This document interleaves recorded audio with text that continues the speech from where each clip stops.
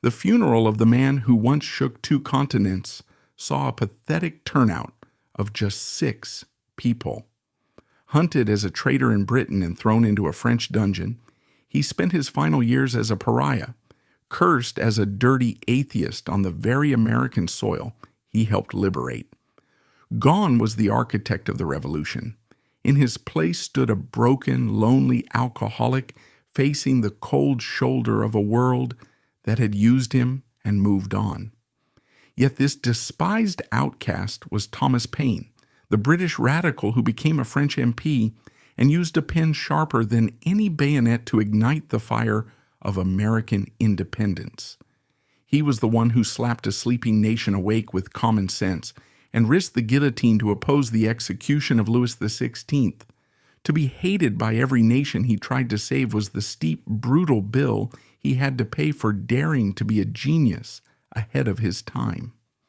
In the mid-18th century, Thetford, Norfolk, England, was a place where a person's life was a dead end from birth. The class system was absolute. Aristocrats owned the land and enforced the laws, while commoners were born strictly to serve. There was no opportunity for advancement. Hard work did not offer a way out. If you were born into poverty, you stayed there. Thomas Paine was born on January 29, 1737, into this rigid, unforgiving silence. The house he was born into was a place of religious friction.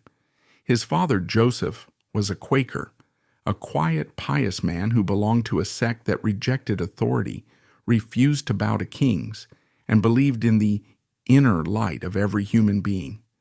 His mother, Frances, was an Anglican, a member of the state church that believed in hierarchy, order, and the divine right of the monarchy.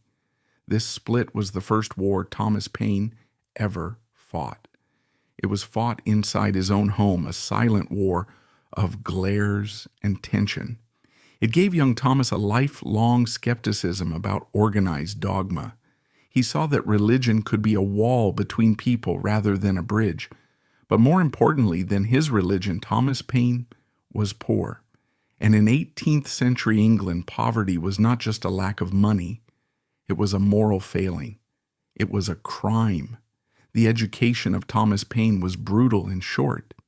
He sat in a small grammar school learning to read and write, showing flashes of a brilliant, inquisitive mind. He loved science. He looked at the stars and wondered about the machinery of the universe. He looked at the bridges and wondered about the mathematics of tension. But the world didn't care about the curiosity of a poor boy. By the age of 13, the school doors slammed shut forever. His father pulled him out of class. There was no money for books. There was no future in dreaming.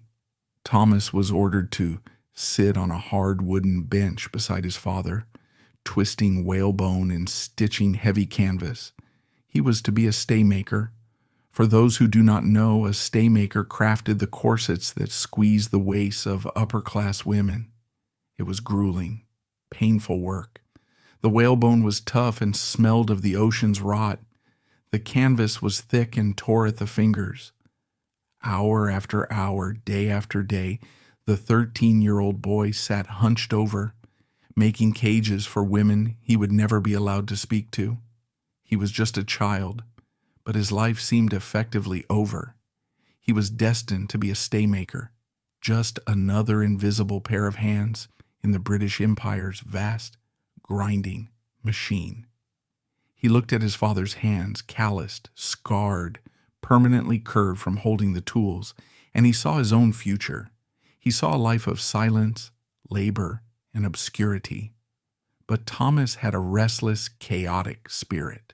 He possessed a mind that vibrated with an energy he couldn't name. He couldn't sit still. He couldn't accept that this was all there was. At the age of 19, the pressure became too much.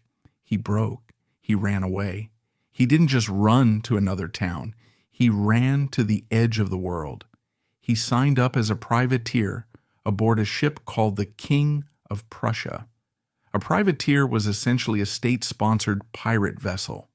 In times of war, the king gave permission for these ships to hunt down merchant vessels of the enemy, seize their cargo, and keep the profit. It was legal banditry on the high seas. Young Thomas Paine traded the smell of whalebone for the smell of gunpowder, tar, and unwashed bodies. He traded the silence of Thetford for the roar of the Atlantic Ocean. For a brief, violent window of time, he saw the world. He saw the brutality of war up close. He saw men blown apart by cannonballs. He saw the cat-o'-nine-tails strip the skin off a sailor's back for a minor infraction. He saw the absolute tyrannical power of a ship's captain who ruled his vessel like a god. It was a lesson in power. On a ship there is no democracy. There is only the captain and the commanded. It was a microcosm of the monarchy he would later devote his life to destroying. But even the sea spit him back out. The life of a sailor was too harsh, too empty. He returned to England, but he returned with a shadow over him. For the next 2 decades, Thomas Paine became the definition of a loser. If you looked at Thomas Paine in his 30s, you would not see a founding father. You would see a drifting wreck. He tried to be a teacher. He failed. He tried to set up his own stay-making business. He went bankrupt. And then tragedy struck that would harden his heart forever. In 1759, he married a servant girl named Mary Lambert. For a brief moment, he had something to live for. He had a partner. But the poverty of England was a wolf at the door. Mary became pregnant, but her body, weakened by labor and poor nutrition, could not handle it. She went into premature labor. Both Mary and the child died. Paine was 23 years old. He stood over the grave of his wife and his unnamed child, having lost everything. He had no money to bury them properly. He had no words to express the grief. This tragedy severed something in him. It cut the tie to a normal life. He realized that the system was rigged. Why did the poor die in childbirth while the rich feasted in palaces? Why was his Mary dead while the queen sat on a velvet throne? The sadness began to curdle into a cold, hard rage. He spent the next decade drifting. He managed to get a prestigious government job as an excise officer, a tax collector. His job was to ride a horse along the coast of Sussex, chasing smugglers who were trying to bring in brandy and tobacco without paying the king's tax. It was a hated profession. The people despised the tax collectors, and the government underpaid them. Paine saw the corruption from the inside. He saw that the smugglers were often just poor fishermen trying to feed their families, while the tax laws were written to protect the wealthy trading companies. He was terrible at the job. He was fired not once, but twice. The second time, it was for an act of rebellion that foreshadowed his future. He wrote a pamphlet, his first political writing, demanding better pay for his fellow officers. He organized a petition. He lobbied Parliament. The result? The government branded him a troublemaker. They fired him. They blacklisted him. They took away his livelihood and left him to rot. By 1774, Thomas Paine was 37 years old. By the standards of the 18th century, he was a middle-aged man. His life was a catastrophe. His second marriage to a woman named Elizabeth Olive had collapsed. They separated legally, a scandal in those days. His possessions were sold at auction to pay his debts. He was destitute, alone, and facing the very real threat of a debtor's prison in London, a dark, filthy hole where men were thrown and forgotten until they died of typhus or starvation. He walked the streets of London, a ghost in a gray coat. He watched the carriages of the aristocracy splash mud on his boots. He was an invisible man. He should have died there, unknown in a London gutter, just another casualty of the empire. But then, fate intervened. A meeting occurred that changed the trajectory of the human species. In a dimly lit coffee house in London, perhaps surrounded by the smoke of pipes and the clinking of tankards, Paine was introduced to a colonial eccentric, a man with wild gray hair, wire-rimmed spectacles, and a reputation for being the smartest man in the world. Benjamin Franklin. Franklin, the genius of Philadelphia, was in London trying to negotiate peace between the colonies and the crown. He was a judge of character. When he looked at Thomas Paine, he didn't see a failed tax collector. He didn't see a bankrupt corset maker. He saw a spark. He saw the anger in Paine's eyes, but he also saw the intelligence. He saw a man who had been chewed up by the British class system and spat out, a man with nothing left to lose. Franklin knew that America didn't need more aristocrats. It needed fire. Franklin wrote a letter of recommendation for Paine. It was brief, but it was a golden ticket. He addressed it to his son-in-law in Philadelphia, Richard Batch. The letter essentially said, "This man is ingenious and worthy. He is worth saving. Give him a chance." With that letter in his pocket, his only possession of value, Thomas Paine boarded a ship called the London Packet in late 1774. He was leaving England forever. He was leaving the graves of his wife and child. He was leaving the failures, the bankruptcies, the humiliations. He turned his back on the white cliffs of Dover and looked toward the gray horizon of the Atlantic. But the journey almost killed him. The London Packet was a disease trap. Typhus, the ship fever, swept through the vessel like a phantom. Passengers began to burn with fever, vomiting blood, delirious with pain. Bodies were wrapped in canvas and slid into the ocean. Paine caught it. For weeks he lay in a hammock in the dark, swaying belly of the ship, surrounded by the groans of the dying. The fever cooked his brain. He hallucinated. He hovered on the razor's edge between life and death. When the ship finally docked in Philadelphia in November 1774, Paine could not walk. He had to be carried off on a stretcher. He was a skeleton, his skin yellow, his eyes sunken, barely breathing. The captain thought he was dead. He was carried into the city of Philadelphia, a stranger in a strange land. He was nursed back to health by a physician friend of Franklin's. It took him 6 weeks just to stand up.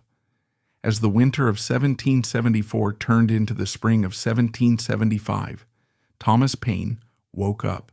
He walked out into the streets of Philadelphia, and what he saw amazed him. The air was different here. The people walked differently. In England, men walked with their heads down, afraid of their betters. In Philadelphia, men looked you in the eye. There were no dukes here. There were no barons. There was a vibrant, messy, chaotic energy of merchants, farmers, printers, and thinkers. But he also saw the darkness. He saw the slave market. He saw human beings, men, women, and children with skin darker than his, being sold like cattle on the auction block. He saw families torn apart, weeping while white merchants inspected their teeth. This sight triggered something explosive in Paine's Quaker soul. He had just escaped the slavery of poverty in England, only to find a literal slavery in the supposed land of liberty. It disgusted him. It enraged him. While he was still recovering, still finding his footing, he picked up a pen. He landed a job as the editor of a new publication, the Pennsylvania Magazine. Suddenly, the failed corset maker had a platform, and he realized something that had been dormant for 37 years. He could write. He didn't write like the intellectuals of the day. He didn't use Latin phrases or complex, flowery sentences designed to impress the elites. He wrote like he spoke. He wrote with the rhythm of the blacksmith's hammer. He wrote with the clarity of a punch in the face. He didn't hold back. In one of his very first pieces, published just weeks after his arrival, he launched a savage attack on slavery. He called it an outrage against humanity and justice. He asked how Americans could complain about British tyranny while they held distinct human beings in chains. It was bold. It was dangerous. But Paine was just warming up. He looked around the colonies and saw confusion. It was 1775. The tension with Britain was at a breaking point. The Boston Tea Party had happened. The British had occupied Boston. Gunpowder was in the air. And yet, surprisingly, almost no one in America was talking about independence.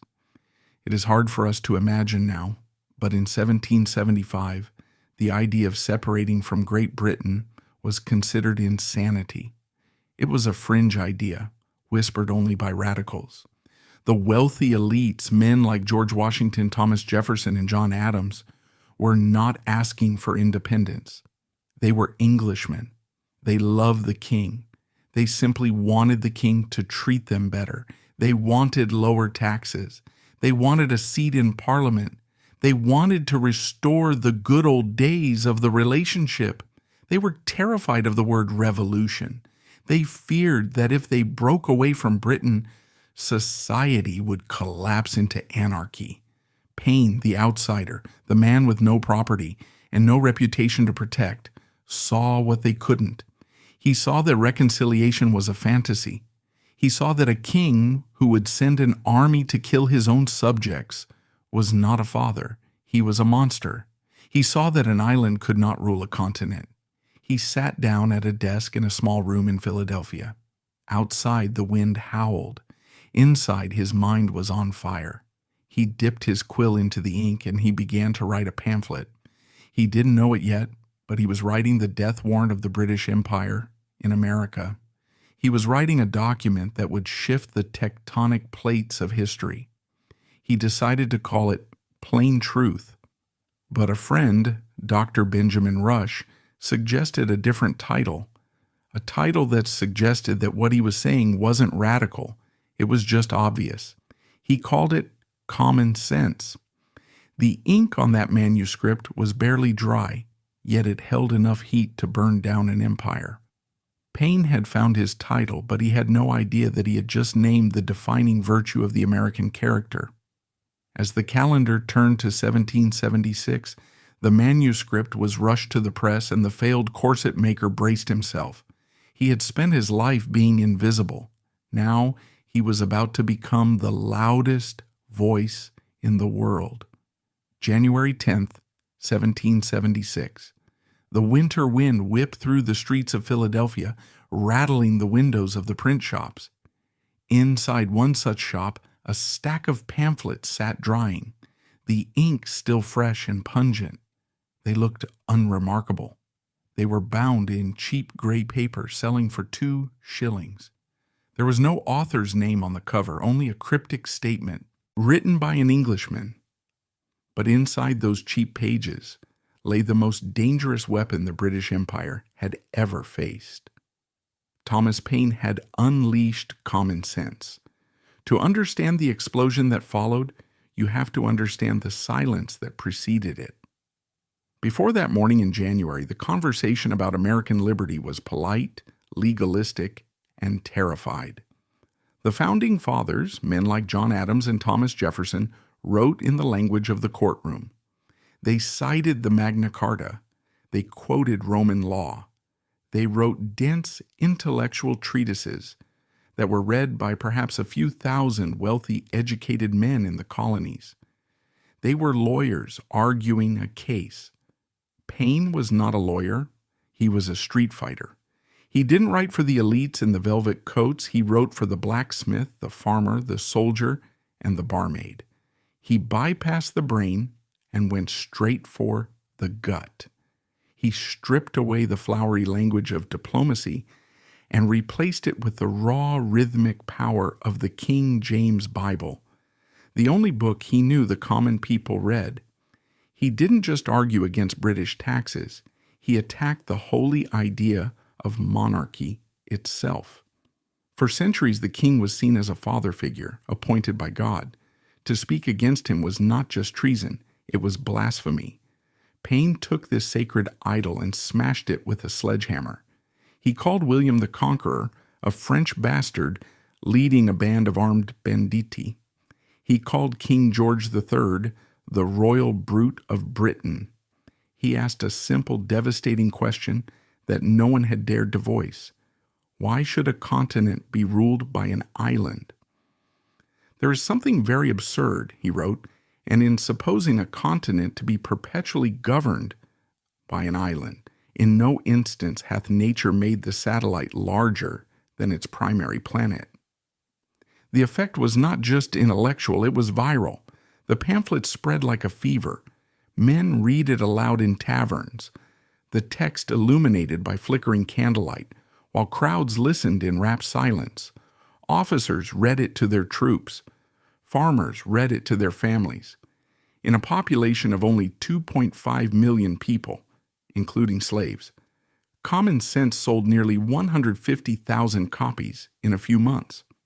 In today's terms, that would be the equivalent of selling 60 million books in 90 days. Paine had done what the wealthy aristocrats could not. He had mobilized the masses.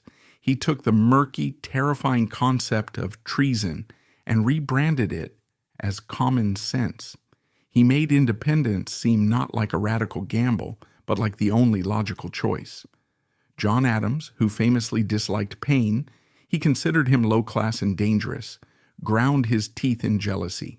He admitted grudgingly, history is to ascribe the American Revolution to Thomas Paine.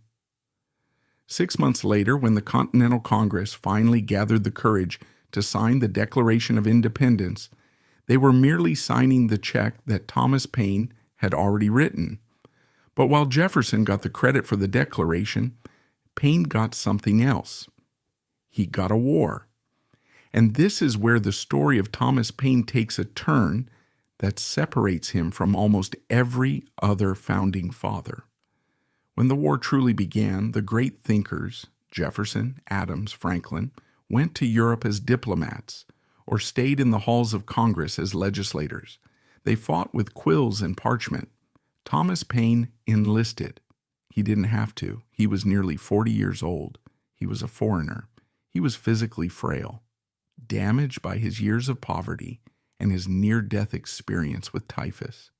But Paine believed that you could not ask a man to die for a cause you were not willing to bleed for. He joined the Continental Army as an aide-de-camp to General Nathaniel Greene. He didn't sit in a warm tent. He marched. He slept in the mud. He ate the weevil-infested hardtack. And he watched with growing horror as the American Revolution began to die.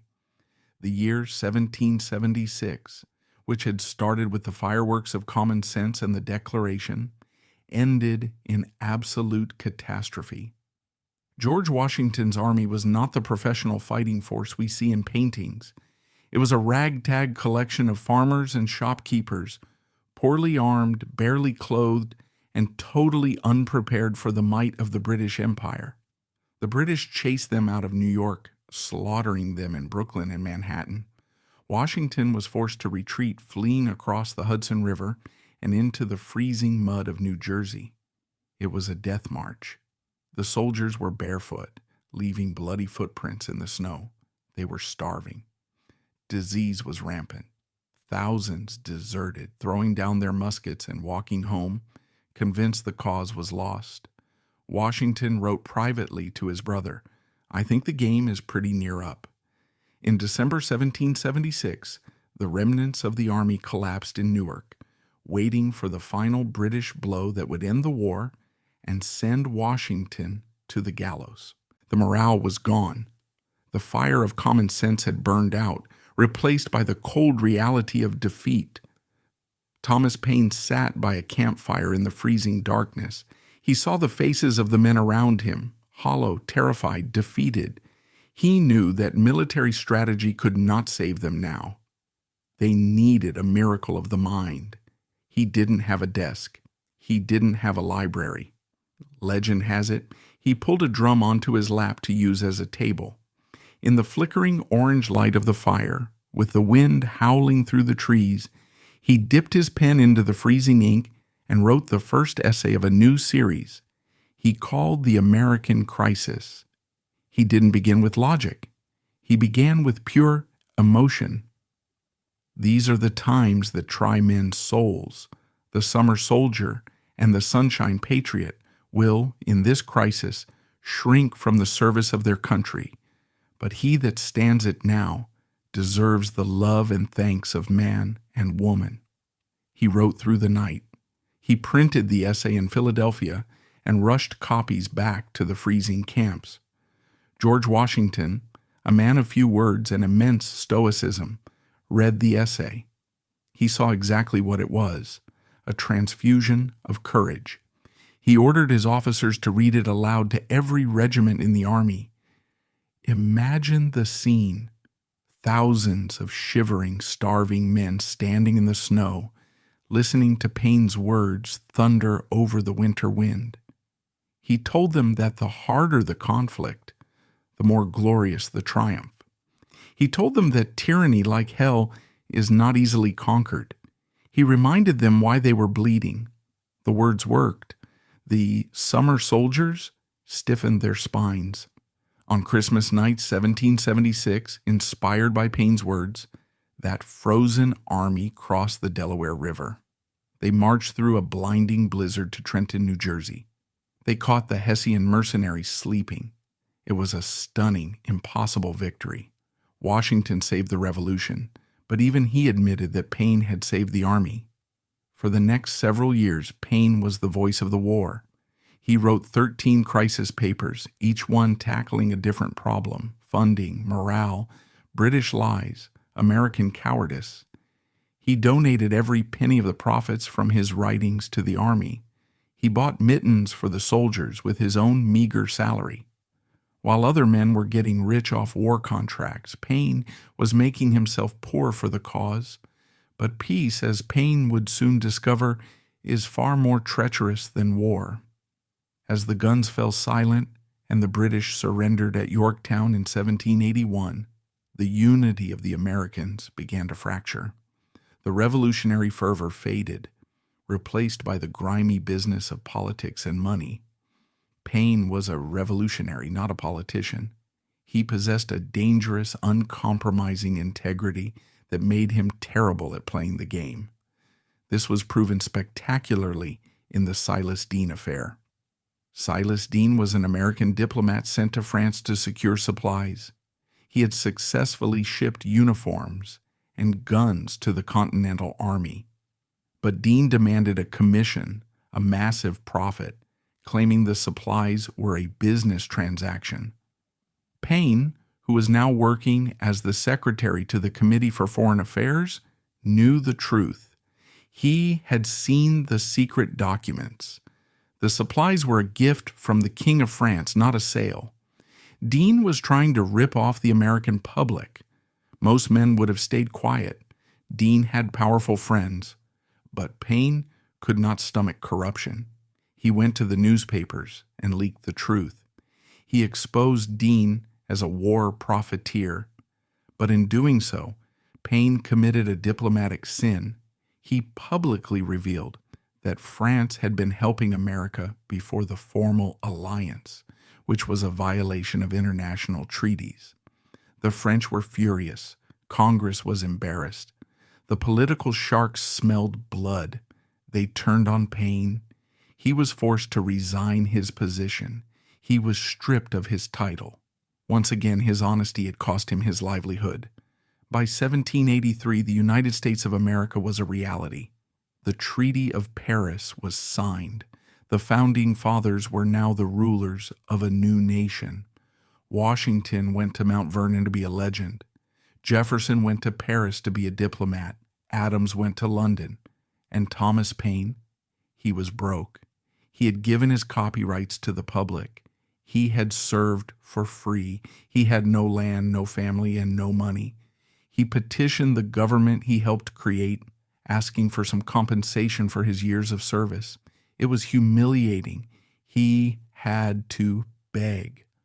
Washington eventually lobbied on his behalf, and the state of New York gave him a confiscated Loyalist farm in New Rochelle, and Congress granted him $3,000. It was enough to keep him from starving, but it was a pittance compared to the fortunes others were amassing. He moved to a small house in Bordentown, New Jersey, and here the restless mind of Thomas Paine took a strange, fascinating detour. With the war over, Paine stopped writing about politics. He turned his eyes to science. He became obsessed with bridges. In the 18th century, building a bridge across a wide river was a nightmare. Stone bridges collapsed under their own weight. Wooden bridges rotted or were swept away by ice. Paine, with no formal training in engineering, designed a revolutionary concept, a single-arch bridge made of iron. It was a spider web of metal, light yet incredibly strong. It was decades ahead of its time. He spent years building models, tinkering with the physics. He was convinced this bridge would change the world, connecting communities just as his writing connected minds. But no one in America would build it. They didn't have the technology to cast that much iron. So in 1787, Thomas Paine made a fateful decision. He packed his bags, rolled up his bridge blueprints, and boarded a ship for Europe. He intended to be gone for a few months, just long enough to find an investor for his bridge and visit his parents in England. He didn't know that he was sailing straight into the mouth of a volcano. He arrived in London and visited his old mother, now 90 years old. He showed his bridge designs to the Royal Society. He was wined and dined by the liberal intellectuals of London, who saw him as the hero of American liberty. But across the English Channel, the ground was shaking. France was starving. The extravagance of Versailles, the crushing taxes, and the incompetence of King Louis XVI had pushed the French people to the breaking point. In 1789, the Bastille fell. The French Revolution had begun. Paine watched with breathless excitement. He believed that the American Revolution was just the opening shot of a global awakening. He believed the age of revolutions had arrived, where every king would fall and every man would be free. But back in England, the establishment was terrified. They looked at France and saw chaos, blood, and the end of civilization.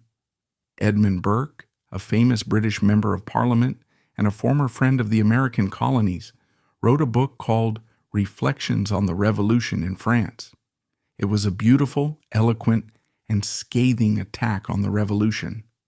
Burke argued that tradition was sacred, that the common people were a swinish multitude, and that overthrowing a king was a crime against nature and God. Paine read Burke's book, and he felt the old fire ignite in his belly. He couldn't let it stand. He couldn't let Burke tell the world that men were born to be subjects. Paine moved into a room at the Angel Inn in Islington, London. He dipped his quill and he began to write the response. He called it Rights of Man. If Common Sense was a pamphlet, Rights of Man was a holy text of democracy. Paine went further than he ever had before. He didn't just argue for a republic. He outlined a vision of a modern welfare state that was 200 years ahead of its time. He argued that a government that did not care for its people was illegitimate. He proposed a progressive income tax on the rich to fund public education for all children. He proposed pensions for the elderly so they wouldn't die in the streets. He proposed maternity care for women. He proposed workshops for the unemployed. He argued that rights were not gifts handed down from a king. They were inherent to human existence. My country is the world, he wrote, and my religion is to do good. The book was published in 1791, and it tore British society apart. It sold 200,000 copies. The working class of England began to organize. They formed corresponding societies, quoting Paine, demanding the vote, demanding bread, demanding dignity. The British government panicked. They saw Paine not as a writer, but as an existential threat. They hired spies to follow him. They paid mobs to burn effigies of him in the streets. They launched a smear campaign claiming he beat his wife, that he was a drunkard, that he was a traitor. And finally, they made their move. The Attorney General charged Thomas Paine with seditious libel. A warrant was issued for his arrest. If caught, he would face a show trial and likely be hanged. Paine was dining with the poet William Blake in London when he was tipped off. "You must not go home," Blake reportedly told him, "or you are a dead man." Paine didn't pack. He didn't say goodbye. He raced to the port of Dover under the cover of night. The customs officers, alerted by the government, were tearing apart the luggage of every traveler, looking for the famous agitator. By a stroke of sheer luck, Paine had been surrounded by a group of admirers who distracted the officers. He slipped onto the packet boat just minutes before the warrant arrived at the dock. The ship pushed off into the dark waters of the Channel. Thomas Paine stood at the rail, watching the cliffs of England fade into the mist. He was now an outlaw. He would never set foot on his native soil again. He turned his face toward France. He thought he was sailing to freedom. He thought he was going to help build a utopia. He was wrong. He was sailing into the terror. But as the coast of France came into view, the reality of what Paine was walking into was far more complex than a simple escape from British law. He wasn't just fleeing a warrant, he was stepping into a vacuum of power where idealism was quickly rotting into fanaticism. He expected to find a brotherhood of liberty. What he found instead was a nation drunk on possibility and dangerously close to the edge of madness. When Thomas Paine stepped off the boat in Calais, France in September 1792, he was not treated as a fugitive running from the law. He was greeted as a messiah. As his boot touched French soil, a cannon fired in salute. The crowd, a sea of tricolor cockades and liberty caps, erupted into cheers of Vive Thomas Paine. He was embraced by the mayor. He was kissed on both cheeks by women he didn't know. To the French, he was the physical embodiment of liberty. He was the man who had taught America how to be free, and now they believed he had come to teach France. The honor bestowed upon him was unprecedented. Despite not speaking a word of French, Paine had been elected to the National Convention, the new parliament of the French Republic, by 4 different departments. He was made an honorary citizen of France. He arrived in Paris to find a city that was electric with energy, but also vibrating with a dark, frenetic hysteria. He took his seat in the convention surrounded by the giants of the Revolution, Georges Danton, the bull-necked orator, Jean-Paul Marat, the venomous journalist, and Maximilien Robespierre, the icy lawyer who preached virtue through terror. For a brief, shining moment, Paine was at the summit of the world. He was the only man to play a leading role in the revolutions of 2 different nations. He sat on the committee to draft the new French Constitution. He believed he was building the Republic of Man. But Thomas Paine had a fatal flaw for a politician. He had a conscience. The turning point came in January 1793. The revolution had captured King Louis XVI.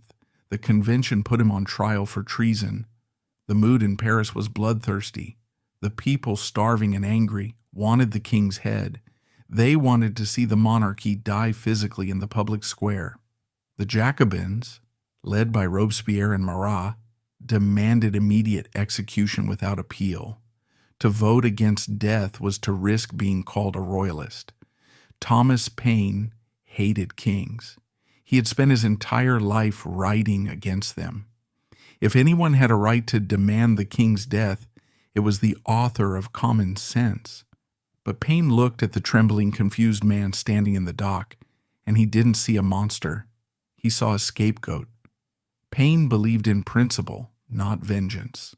He believed that a republic should be better than a monarchy. Kill the king, he famously argued, but not the man.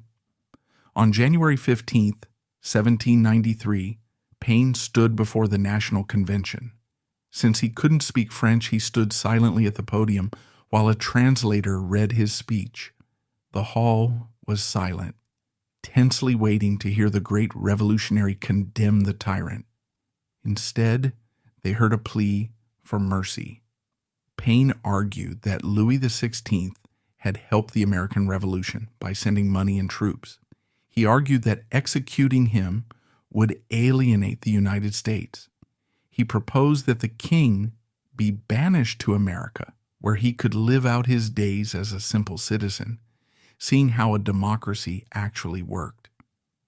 My language has always been that of liberty and humanity, Paine's translator read, and I know that nothing so exalts a nation as the union of these two principles.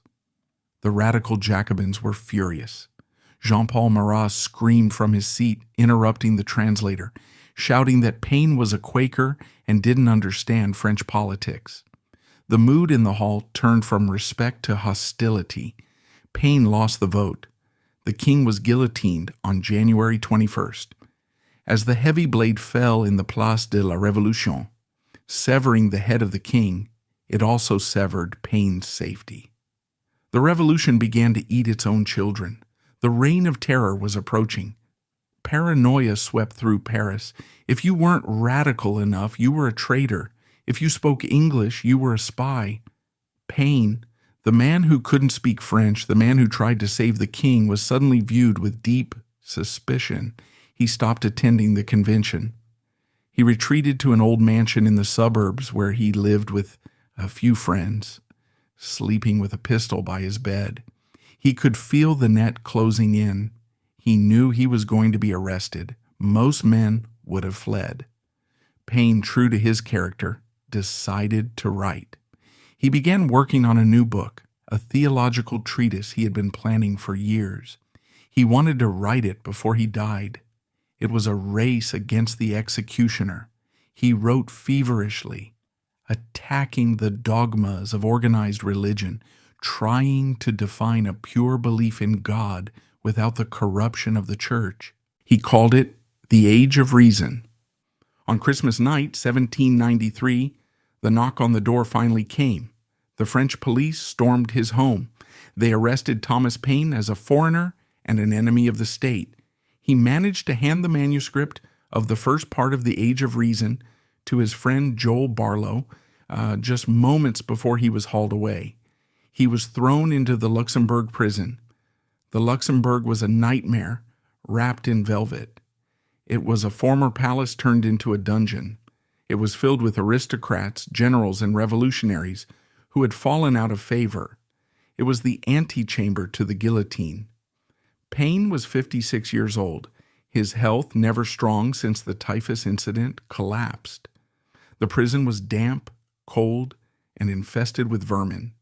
He developed a festering abscess in his side. He was racked with fever. He lay on a cot delirious, watching his cellmates being dragged out one by one to be beheaded. Every evening, a bailiff would arrive with a list of names. The prisoners would listen in terrified silence. Those whose names were called said their goodbyes, gave away their meager possessions, and were carted off to die. Paine waited for his name every single night, and then the moment came. The order for his execution was signed. Robespierre himself had written a note in his notebook, demand that Thomas Paine be decreed of accusation for the interests of America as much as of France. This leads us to one of the most chilling, almost supernatural events in historical record, the miracle of the chalk mark. In July 1794, Paine was deathly ill. He was drifting in and out of a coma. To allow air into his suffocating cell, his cellmates had permission to leave the heavy wood door open. The door swung outward, flat, against the corridor wall. In the dead of night, the destroying angel, the markman of the prison, came down the hallway. He carried a piece of white chalk. His job was to mark the doors of the prisoners, scheduled for execution the next morning, so the guards could easily gather them at dawn. The marker saw Paine's door. He consulted his list. He drew a large white X on the door, but because the door was open and pressed against the wall, he chalked the inside face of the door. Later that night, the air grew colder. A storm blew in. Paine's cellmates, shivering, pulled the heavy door shut. Now, the white X, the mark of death, was facing inside the cell. The next morning, the guards marched down the corridor, their boots echoing on the stone. They were looking for the chalk marks on the doors. They passed Paine's cell. They saw nothing on the outside. They kept walking. That simple geometry, that administrative error, is the only reason Thomas Paine kept his head. Days later, the political wind shifted again. Robespierre was overthrown and guillotined. The reign of terror ended abruptly. The prisons were open, but Paine was not released immediately. He languished in that dungeon for 10 more months, forgotten, rotting, and bitter. And here lies the deepest wound of Thomas Paine's life. It wasn't the prison that broke his heart, it was the silence from across the ocean. Thomas Paine was an American citizen. He was a hero of the Revolution. George Washington was now the President of the United States. Washington knew Paine was in prison. He knew Paine was in danger. A single letter from the President of the United States to the French government would have secured Paine's release instantly. Paine waited for the letter. He waited for his old friend, the man he had served in the snows of Valley Forge, to save him. The letter never came. George Washington had made a cold, calculated political decision. He was trying to navigate a delicate neutrality between Britain and France. He was negotiating the Jay Treaty with the British. Defending a radical revolutionary like Paine, who was hated by the British, was politically inconvenient. So Washington let him sit in the dungeon. He sacrificed his friend for the sake of diplomacy. It was a betrayal that Paine would never forgive. As he lay in the darkness, the admiration he held for Washington turned into a curdled, poisonous hatred. He realized that to the powerful, individuals are just pawns. Finally, in November 1794, a new American ambassador arrived in Paris, James Monroe, who would later become president. Monroe was shocked to find Paine still in prison. He immediately intervened, declaring that Thomas Paine is an American. Paine was released. He stumbled out of the Luxembourg prison a broken man. He was gaunt, gray, and trembling. His famous energy was gone. He moved into Monroe's house, where he spent months recovering, nursing his physical wounds and his psychological grievances. However, freedom from the dungeon did not bring freedom from his own resentment. The physical guillotine had missed his neck, but Paine was about to voluntarily place his reputation on the block. Sitting in the safety of the ambassador's home, nursing his grievances and his brandy, he decided that silence was impossible. He sharpened his quill for a final suicidal crusade against the two most powerful forces in his world, the altar and the presidency. Thomas Paine sat at a desk in the house of the American ambassador in Paris, a blanket wrapped around his shivering shoulders. He was free from the dungeon, but he was not free from his demons. He was 59 years old. His hair had turned white. His hands shook, partly from the lingering effects of the prison fever, partly from the alcohol he now consumed to dull the memories of the guillotine. He was a survivor, but he was a survivor consumed by a cold, hard rage. He looked at the world and saw two great tyrannies remaining. He had helped smash the tyranny of kings in America and France. Now he turned his sights on what he believed were the final two chains binding the human mind, the tyranny of the church and the tyranny of George Washington. In 1796, Paine unleashed a 1-2 punch that would destroy his reputation faster than any British bullet ever could. First, he published the completed version of The Age of Reason. To understand why this book destroyed him, we must understand what Paine actually believed. Today, history often labels him an atheist. This is false. Thomas Paine was a deist. He believed fervently in a creator. He looked at the complexity of the universe, the orbits of the planets, the structure of a leaf, the laws of physics, and saw the hand of a divine architect. The Word of God, Paine wrote, is the creation we behold. But because he revered the Creator so much, he despised religion. He viewed organized religion, Christianity, Judaism, Islam, as human inventions designed to terrorize and enslave the ignorant. He viewed the Bible not as a holy text, but as a collection of myths, contradictions, and obscenity used by priests to profit off the fear of death. In the Age of Reason, he didn't just politely disagree with the Bible, he shredded it. He wrote that the Old Testament was a history of wickedness and cruelty. He mocked the virgin birth. He asked why the Almighty God of the universe would need to come down to earth and be tortured to save humanity from a sin he created.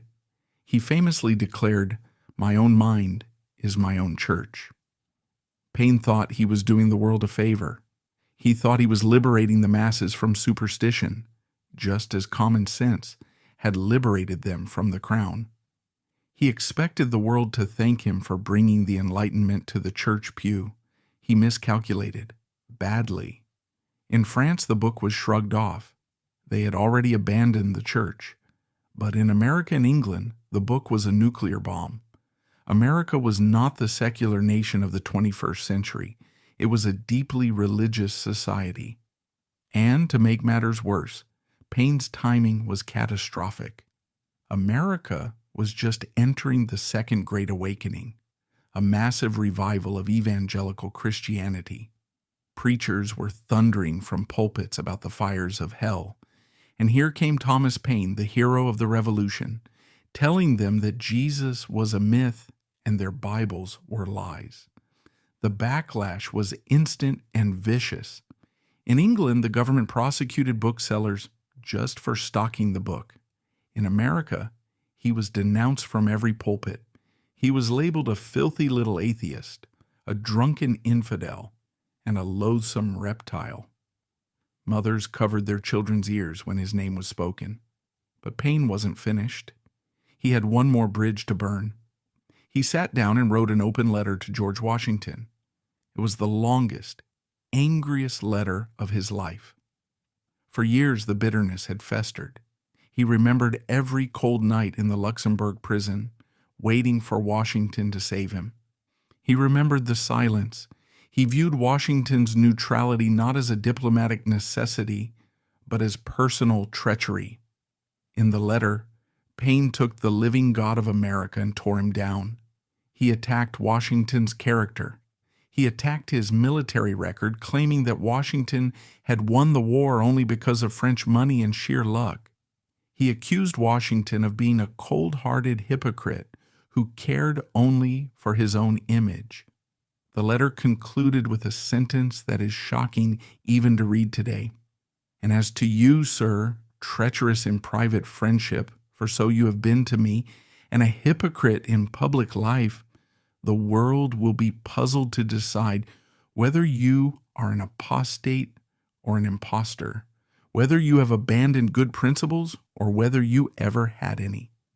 He published it. The silence that followed was the sound of Paine's reputation dying. Even people who agreed with Paine's politics, even people who disliked Washington's Federalist policies, were horrified. You did not attack the father of the country. You did not call George Washington an impostor. With that one letter, Thomas Paine alienated the only friends he had left. He was now a man without a country, without a church, and without a party. For the next few years, Paine lingered in France, living in poverty, staying with the few friends who could still stand his bitterness. He watched as Napoleon Bonaparte rose to power. At first, Paine admired Napoleon. Napoleon claimed to sleep with a copy of Rights of Man under his pillow. He told Paine, "A statue of gold should be erected to you in every city in the universe." But Paine, ever the detector of tyrants, soon saw through the little corporal. When Napoleon began to consolidate power and act like a dictator, Paine turned on him too. He called Napoleon a charlatan to his face. By 1802, France was no longer safe for a Republican. But across the ocean, The political winds had shifted. Thomas Jefferson, Paine's old ally and a fellow Francophile, had been elected President of the United States. Jefferson, unlike Washington, had not forgotten Paine. He remembered the fire of 1776. He wrote to Paine offering him passage back to America on a naval warship. "I am in hopes," Jefferson wrote, "that you will find us return to sentiments worthy of former times." Paine, now 65 years old, tired and homesick, accepted. He wanted to die in the country he had named. He arrived in Baltimore on October 30th, 1802. He likely expected a controversial but respectful welcome. He expected that the veterans of the Revolution would remember the crisis papers and the freezing nights at Valley Forge. He walked straight into a buzzsaw of hatred. The America of 1802 was not the America of 1776. The Federalist press, which hated Jefferson, used Paine as a weapon to attack the president. They painted Paine as a drunken, godless monster who had come to import the blood and atheism of the French Revolution to American shores. When Paine walked down the gangplank, he was not greeted with cheers. He was greeted with silence and stares. The humiliations began immediately. When he tried to check into a hotel in New York, the owner blocked the door. "We don't serve your kind here," he was told. The hero of the Revolution was turned away from the inn. When he tried to board a stagecoach to travel to Washington, D.C., the driver refused to let him on. He said he was afraid that if the infidel Thomas Paine was on board, God would strike the coach with lightning. In the streets, people jeered at him. Boys threw mud at his coat. He was caricatured in the newspapers as a goblin, a drunkard with a brandy nose, conspiring with the devil.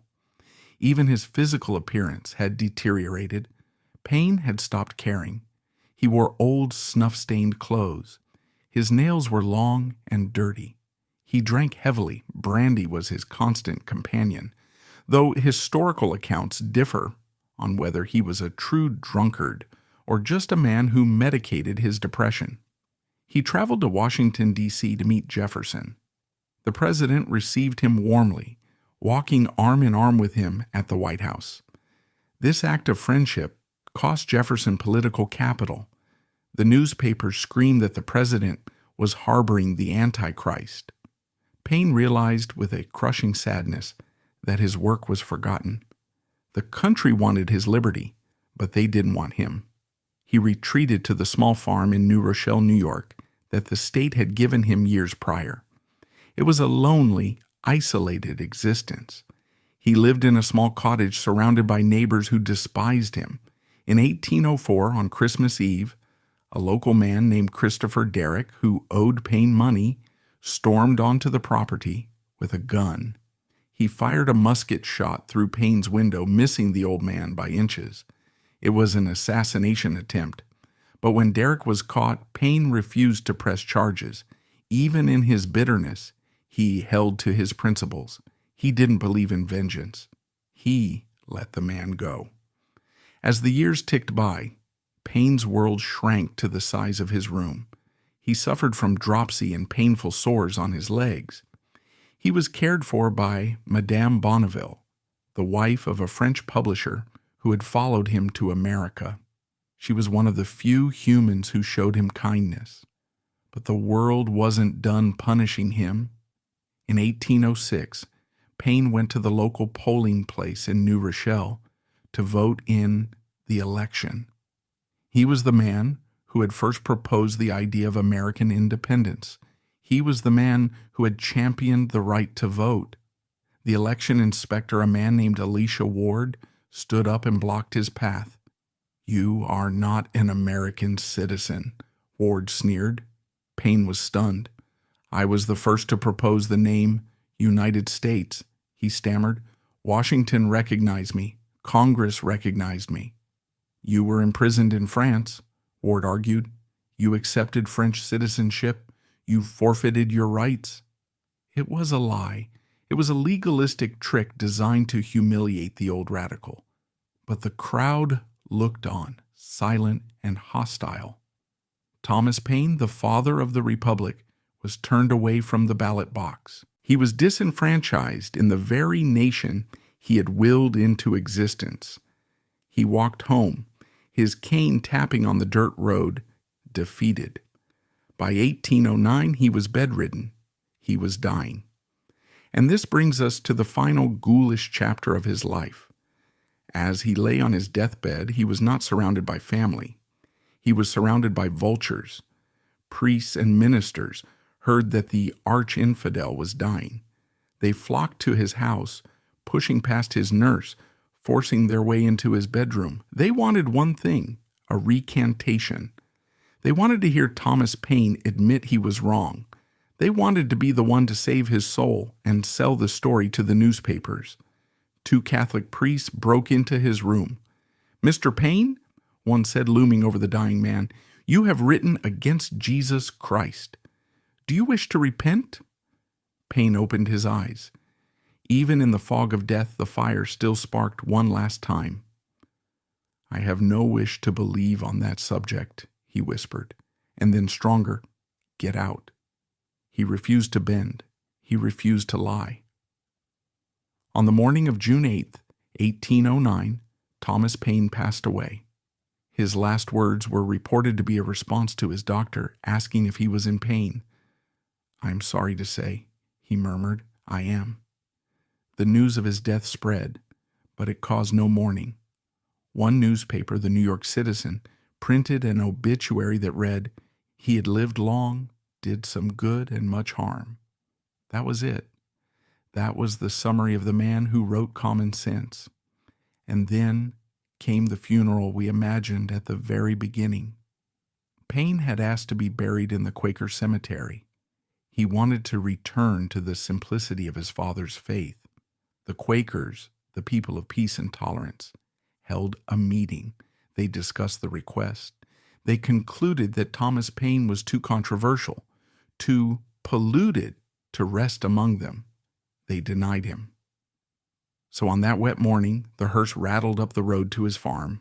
The procession of just 6 people, including 2 African Americans paying tribute to the man who fought for their freedom, watched as the coffin was lowered into a grave in the corner of a hayfield.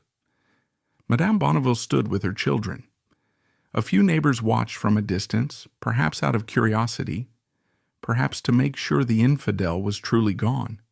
There was no eulogy, no politician spoke, no flag was draped. Madame Bonneville looked down into the open earth and whispered, "Oh, Mr. Paine, my son stands here as testimony of the gratitude of America and I for France." They shoveled the dirt over him. They placed a simple stone that read, "Thomas Paine, author of Common Sense, died June 8th, 1809, age 72 years and 5 months. He was in the ground. He was silenced. The country he built turned its back and walked away, eager to forget him. For a decade, the earth held him in quiet obscurity. The weeds grew tall over the simple stone in New Rochelle, and the country seemed content to let the memory of Thomas Paine rot along with his coffin. But history has a dark sense of humor. Just as the world was forgetting him, a former enemy was hatching a plan so bizarre, so grotesque, and so well-intentioned that it would turn the tragedy of Paine's death into a Gothic nightmare. The seasons turned over the small farm in New Rochelle. Weeds choked the walnut tree that marked the spot. The stone sank slightly into the mud. The world moved on. America fought another war with Britain, the War of 1812, expanded its borders, and argued over slavery. The name Thomas Paine faded into a dark memory, a synonym for blasphemy and disgrace. But in England, a strange transformation was taking place in the mind of one man. Enter William Cobbett. To understand the desecration that was about to happen, you must understand Cobbett. He was a force of nature, a massive, pugnacious, loud-mouthed journalist who was arguably the most famous writer in Britain at the time. He was a radical, a firebrand, and a man of violent extremes. Years earlier, when Paine was alive, Cobbett had hated him. Cobbett had written vicious attacks against Paine, calling him a ragamuffin and a traitor. He had famously written a biography of Paine that was filled with lies, painting him as a drunkard and a beast. But as Cobbett grew older, his politics shifted. He began to see the corruption of the British government. He began to see the suffering of the working class. And he went back and reread the works of the man he had demonized. He read The Decline and Fall of the English System of Finance. He read Rights of Man. Cobbett was struck with a thunderbolt of guilt. He realized that Paine had been right all along. He realized that he, Cobbett, had helped destroy the reputation of the greatest philosopher of the age. Cobbett decided he needed to make amends. But William Cobbett didn't do things by halves. He didn't just want to write an apology. He conceived of a grand, theatrical, and slightly mad plan. He would sail to America. He would go to the neglected grave in New Rochelle. He would dig up the sacred remains of Thomas Paine and bring them back to England. His vision was grandiose. He would lead a procession through the streets of London. He would build a magnificent mausoleum, a shrine to liberty that would rival the tombs of kings. He believed that the mere presence of Paine's bones would spark a new revolution in England. He thought the workers would rally around the skeleton of their champion. In 1819, Cobbett arrived in New York. He was 56 years old, wealthy and determined. He traveled to New Rochelle and found the farm. It was in disrepair. The grave was overgrown. In the dead of night, late in October 1819, the operation began. It reads like a scene from a Gothic horror novel. Cobbett hired a few men to help him. They crept onto the property under the light of the moon, or perhaps lanterns, accounts vary. They put their shovels into the damp earth. They dug down until they hit wood. The coffin, made of cheap pine 10 years prior, had largely rotted away. They reached into the darkness and pulled out the bones of the founding father. They took the skull that had conceived common sense. They took the hand that had written the crisis. They gathered every rib, every vertebrae. Cobbett didn't treat them as biological waste. He treated them as holy relics. He packed the bones carefully into a trunk. He didn't tell the authorities. He didn't ask permission from the town. It was, legally speaking, a grave robbery. He loaded the trunk onto a wagon and raced back to New York City. He boarded the ship Hercules, bound for Liverpool. Imagine the scene at the customs house in Liverpool in November 1819. Cobbett stood before the customs officers. They asked him if he had anything to declare. "Yes," Cobbett might have said, pointing to the small trunk. "I have the mortal remains of Thomas Paine." The officers were baffled. There was no tax code for revolutionary skeletons. They hesitated. They eventually let him pass. Cobbett stepped onto the docks of Liverpool, ready for his hero's welcome. He announced to the press that he had returned with the great man. He waited for the cheers. He waited for the crowds to surge forward, weeping, to touch the box. Instead, England laughed.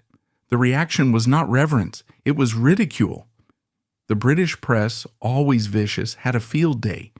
They didn't see a shrine, they saw a grotesque publicity stunt. They called Cobbett the bone grubber. Lord Byron, the famous poet, wrote a scathing epigram that circulated through the salons of London. "In digging up your bones, Tom Paine, Will Cobbett has done well. You visit him on earth again, he'll visit you in hell." The government ignored him. The working class, struggling with their own poverty, found it weird and disturbing. The town crier of Bolton famously refused to announce the arrival of the bones, stating he would not cry for an atheist. Cobbett's grand plan collapsed. No money was raised for the mausoleum. No procession was held. The churches refused to bury the bones, so William Cobbett was stuck with them. He took the trunk home to his farm in Normandy near Guildford. He kept the bones of Thomas Paine under his bed. Sometimes he would take them out to show visitors like a morbid curiosity. "Here is the skull of the man who shook the world," he would say, holding it up in the candlelight. It was a tragedy within a tragedy. Paine, who had wanted a quiet burial, was now a prop in a failed political theater. But the story gets worse. William Cobbett died in 1835. Now the bones were just part of his estate. They weren't a symbol anymore. They were property. Cobbett's son inherited them. He didn't know what to do with them. He had debts to pay. In 1836, the contents of the Cobbett estate were put up for auction to pay off creditors. Can you imagine the auctioneer's list? Farm tools, livestock, furniture, the skeleton of Thomas Paine. The auctioneer actually lifted the skull out of the box and held it up to the crowd. He asked for a bid. The crowd fell silent. No one bid. Even as a curiosity, it was too dark, too shameful. The auctioneer withdrew the lot. The bones went back into the trunk.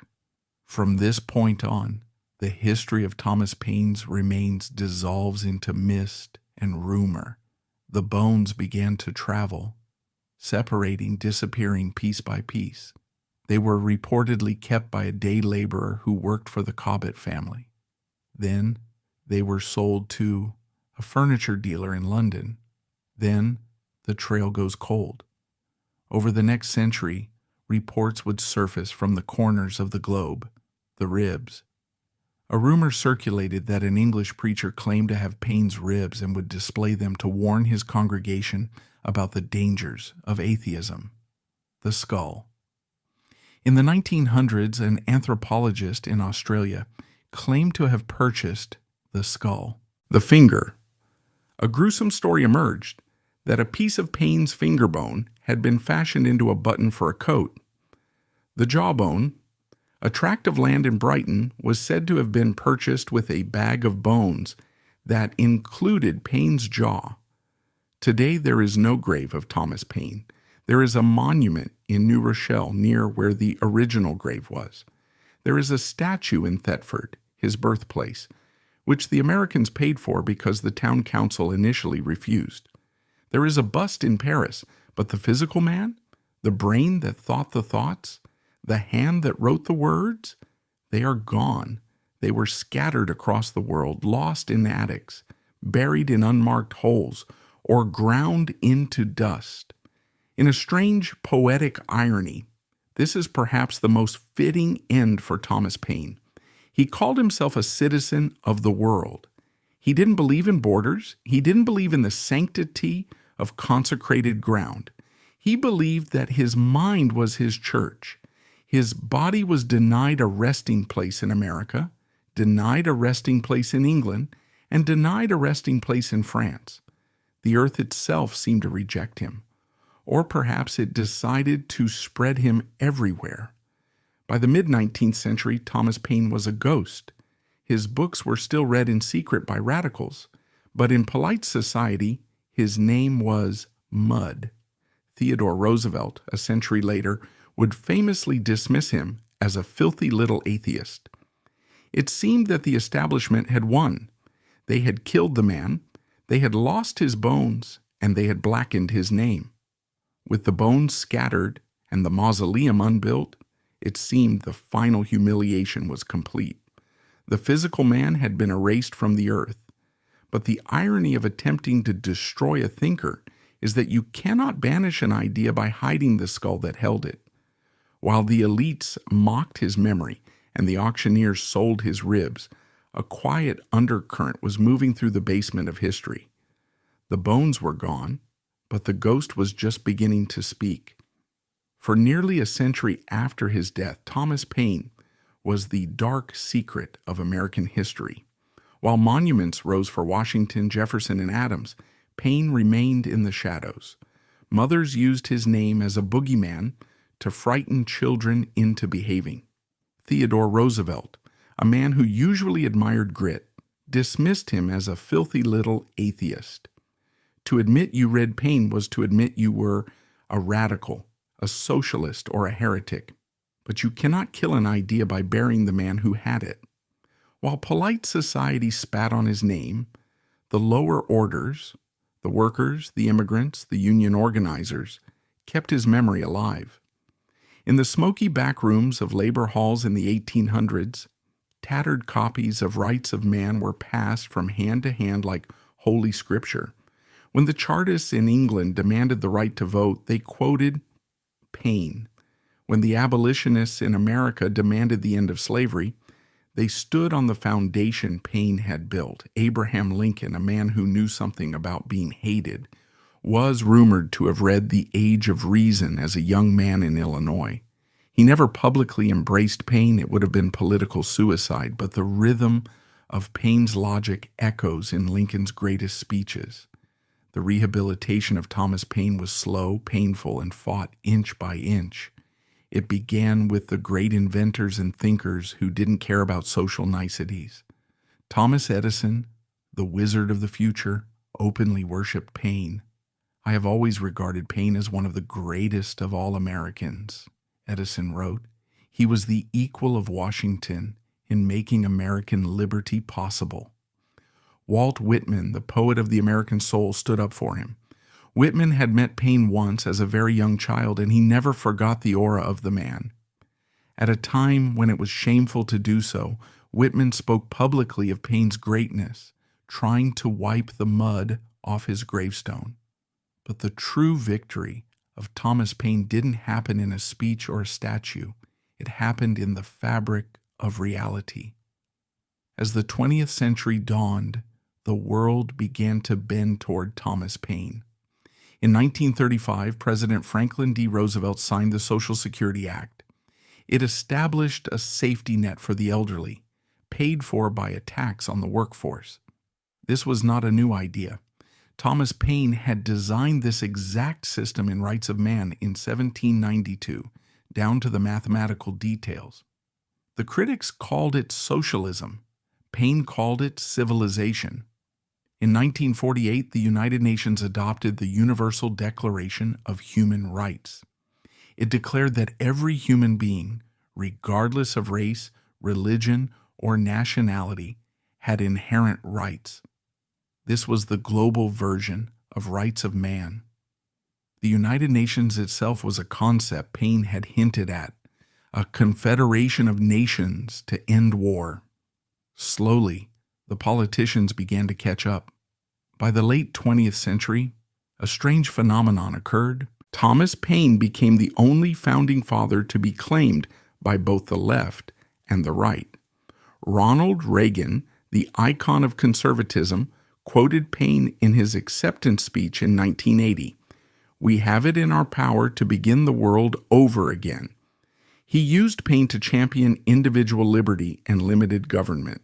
Barack Obama, the icon of liberalism, quoted Paine in his inauguration address in 2009.